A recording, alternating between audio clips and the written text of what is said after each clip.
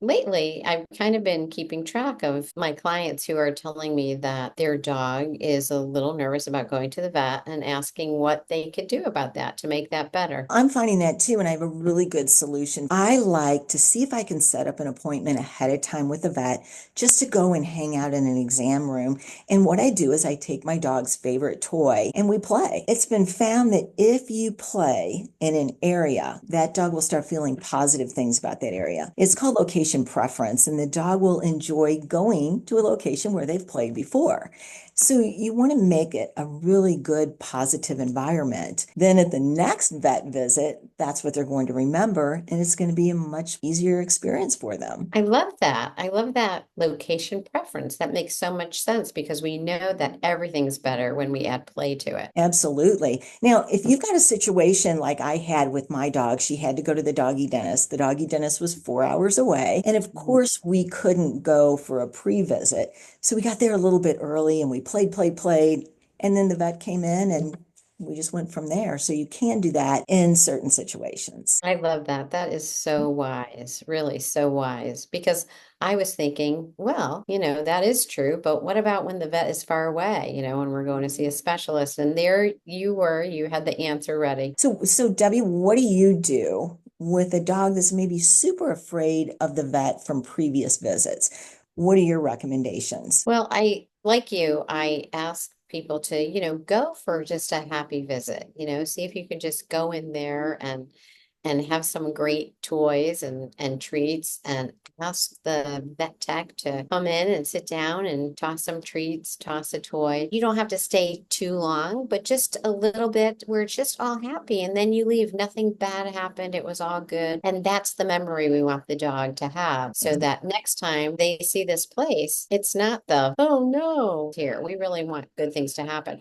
Also, I think it's so important to stay with our dog. Some places seem to scoop the dog away from you and take them in the back, and that would be very upsetting for a dog. So you always want to stay with them.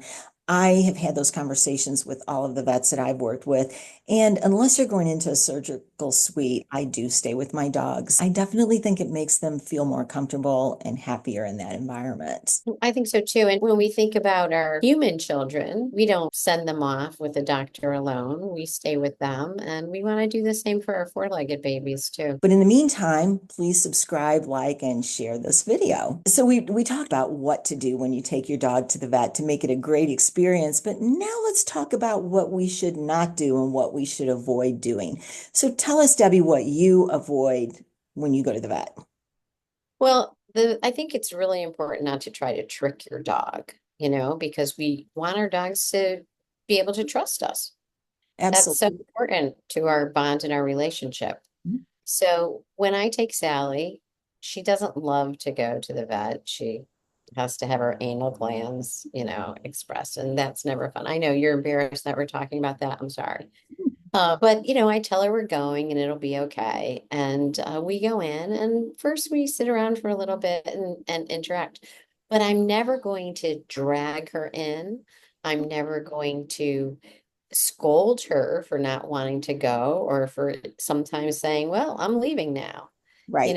To be encouraging and really show them that we're there with them and it's going to be okay. Sometimes I'll go into the vet clinic and I will see people in the waiting room and they're training their dog. They're working on Yeah. sits, they're working on downs, they're working on stays. And it really bothers me because it is a very stressful environment for those animals and they don't need to be working on behavior and body position training. 100%. Exactly. Right. Last thing you want to do is train.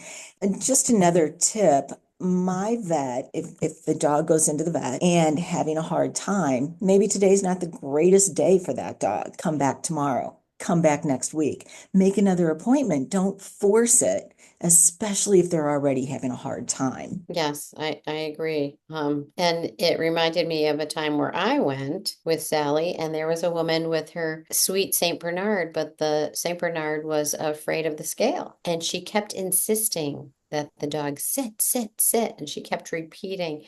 And I could see that the dog was getting more and more stressed. So was she. A lot of times people get stressed on their way to the vet. They're in the car, they're driving, they're thinking about what is the vet going to find? What's my dog going to do? What's going to happen at the vet?